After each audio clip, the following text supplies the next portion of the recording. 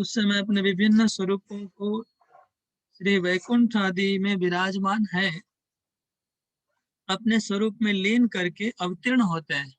तो भगवान जब मथुरा वृंदावन में अवतार लेते हैं तो लिखा है, सनातन गोस्वामी कहते हैं कि भगवान के वैकुंठ में जितने भी भगवान के अवतार हैं, वैकुंठ में जो रहने वाले सभी को कृष्ण अपने में विलीन कर लेते हैं।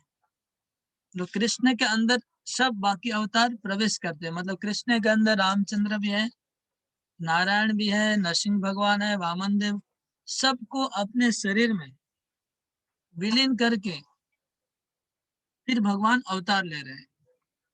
सनातन गोस्वामी बता रहे हैं।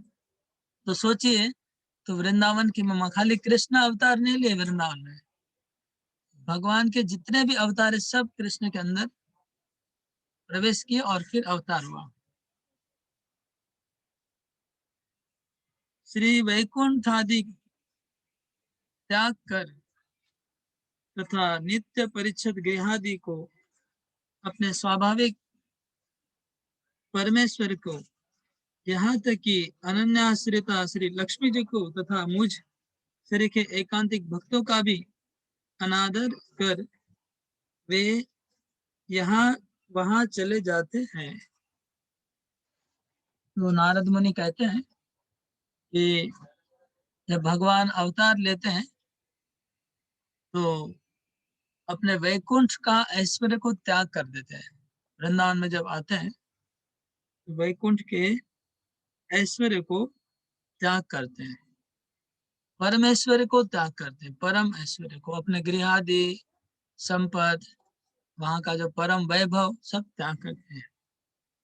और यहाँ तक कि जो भगवान की अनन्य आश्रिता लक्ष्मी जी है, उस लक्ष्मी जी को भी त्याग कर रहे हैं वृंदावन में आने के समय।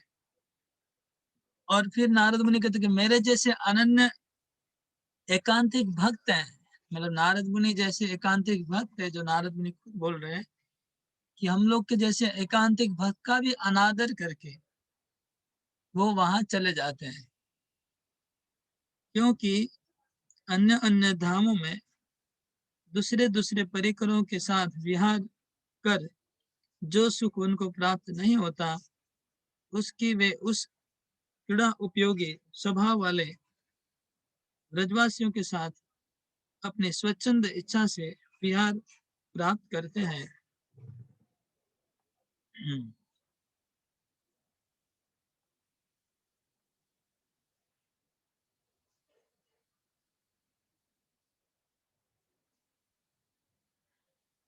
ब्रजवासियों के साथ भगवान को जो स्वाभाविक लीला करने में, जो स्वाभाविक मनुष्य के जैसे जो लीला करे भगवान, उसमें जो उनको आनंद मिल रहा है, सुख मिल रहा है, ऐसा सुख और कहीं पर नहीं मिल रहा है उनको।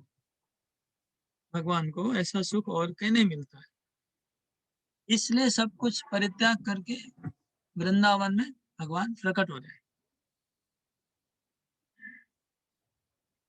उस समय श्रेष्ठ प्रेम भक्ति प्राप्ति रूप विशेष योग्यवान पुरुषों को ही उनका साक्षात दर्शन उनकी पूर्ण कृपा से होता है।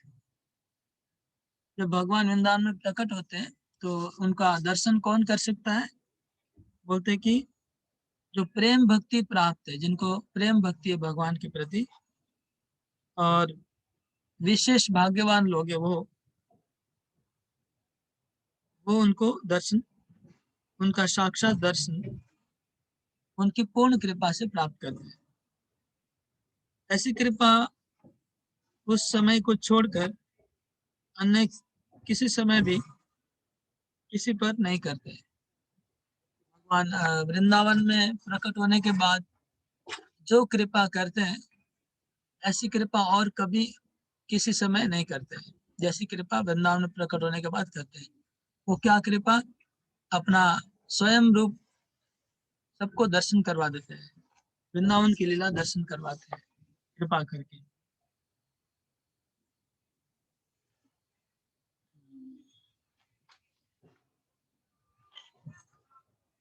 अतो वैकुंठनाथस्य वैकुंठेऽपि कदाचन दर्शनं नैव लभ्येत भवताप्यन्वभावित। अतएव अतएवाल्पयस्तत्र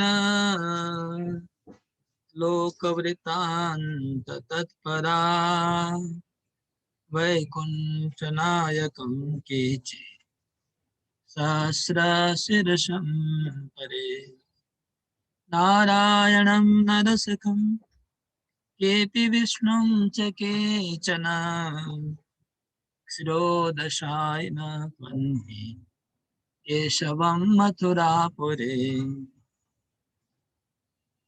हे गोप कुमार, जब भगवान मर्तलोक में जाकर अवतार लेते हैं तब श्री वैकुंठनाथ के इस वैकुंठ में कभी कभी दर्शन नहीं होते हैं। वैकुंठनाथ का कभी कभी वैकुंठ में दर्शन नहीं होता है जब भगवान मथुरा में अवतार लेते हैं। यह बात पहले भी आपने अनुभव किया था। जब श्री कृष्ण अवतीर्ण होते हैं तब और सब भगवत अवतार उनके स्वरूप में लीन हो जाते हैं। जब कृष्ण अवतार लेते हैं तो भगवान के सब उसमें लीन हो जाते हैं। इसलिए जब वे भूमंडल पर मथुरा में अवतार लेते हैं तब उनमें सब स्वरूपों की अनेक प्रकार की ईश्वरता तथा माधुरी आदि की महिमाओं को देखकर ऋषि लोग अपने अपने भावों तथा मतों के अनुसार कहने लगते हैं। कोई उनको वैकुंठनाथ, कोई उनको सहस्र शीर्ष कहते हैं, कोई उनको नारायण कहते हैं, कोई क्षीरोदक्षाय विष्णु कहते हैं, कोई केशव भगवान कहते हैं तथा तब अपने अपने इष्ट देवों का नाम लेकर कहते हैं कि उन्होंने मथुरा में अवतार लिया है।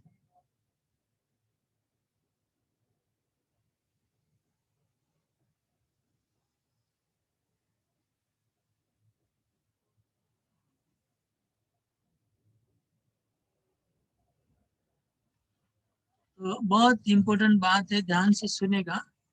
ये पॉइंट बहुत इम्पोर्टेंट है, इसको समझना बहुत जरूरी है। हम कहते हैं कि जब गोप कुमार वैकुंठ में गए थे तो उनको एक प्रॉब्लम हुआ था कि बीच बीच में भगवान वैकुंठ नाथ वहां से गायब हो जाते थे। बीच बीच में तिरोभाव हो जाते थे, रहते नहीं थे वैकुंठ में, अंतर्धान हो जाते थे। और सब जगह जहां जहां गए थे बस वहां पर ऐसा ही हुआ। उसका एक कारण बता रहे हैं कि जब भगवान मथुरा में अवतीर्ण होते हैं तो श्री कृष्ण के शरीर में जितने भी भगवान के अवतार है, जितने भी रूप हैं, सब श्री कृष्ण के शरीर में विलीन हो जाते हैं और सब लोग पृथ्वी पे भूमंडल पे श्री कृष्ण के साथ प्रकट हो जाते हैं।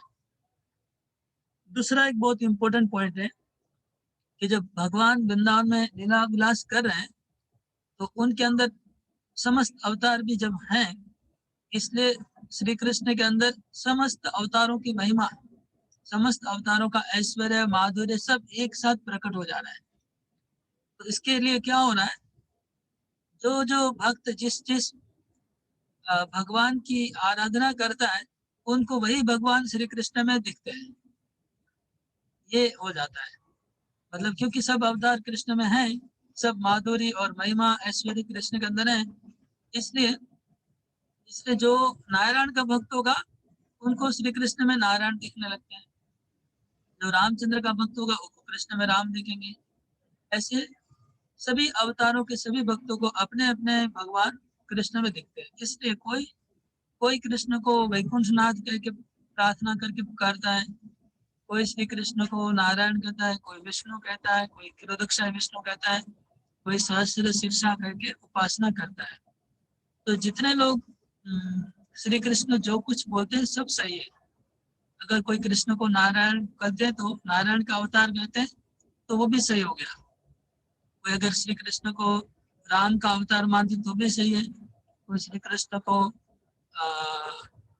क्षीरोदक्षाय विष्णु का अवतार मानेंगे तो भी सही है।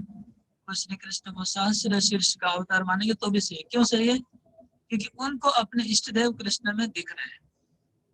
इसलिए सब मतभेद का यहाँ पर समाप्ति हो रहा है। जो मतभेद होता है कि कृष्ण कौन है, नारायण के अवतार है कि नारायण कृष्ण के अवतार है, ये जो कंफ्यूजन कभी कभी होता है उसका कारण यही है कि जो नारायण के भक्त हैं उनको कृष्ण में अपने इष्ट देव नारायण ही दिखते हैं। क्योंकि श्री कृष्ण के अंदर वास्तव में नारायण है और वही उनको दिखते हैं, इसलिए उनको लगता है कि कृष्ण नारायण के अवतार है।